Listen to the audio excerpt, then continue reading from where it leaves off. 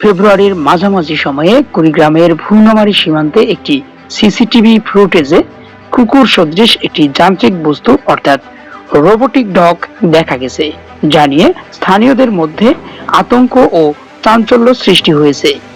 এটি ভারতীয় সীমান্ত থেকে এসেছে বলে স্থানীয়রা দাবি করলেও আনুষ্ঠানিকভাবে এর কোনো সত্যতা বা রোবোটিক্স এর উৎস নিশ্চিত করা যায়নি।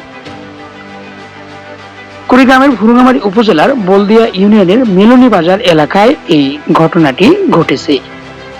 সিসিটিভি ক্যামেরায় ভোরের দিকে একটি পায়ের যান্ত্রিক বস্তুকে দ্রুত চলাচল করতে দেখা যায়, যার মাথায় উজ্জ্বল আলো ছিল। স্থানীয় বাসিন্দারা বলছেন এটি গোয়েন্দা নজরদারির জন্য ভারত থেকে পাঠানো রোবট হতে পারে।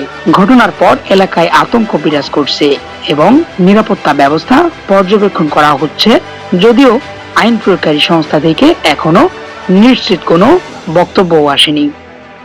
সামাজিক যোগাযোগ মাধ্যমে এটি নিয়ে ব্যাপক জল্পনা কল্পনার সৃষ্টি করেছে, তবে এটি কোনো উচ্চ প্রযুক্তির রোবট নাকি সাধারণ কোনো বস্তু তা এখনো পুরোপুরি নিশ্চিত নয়।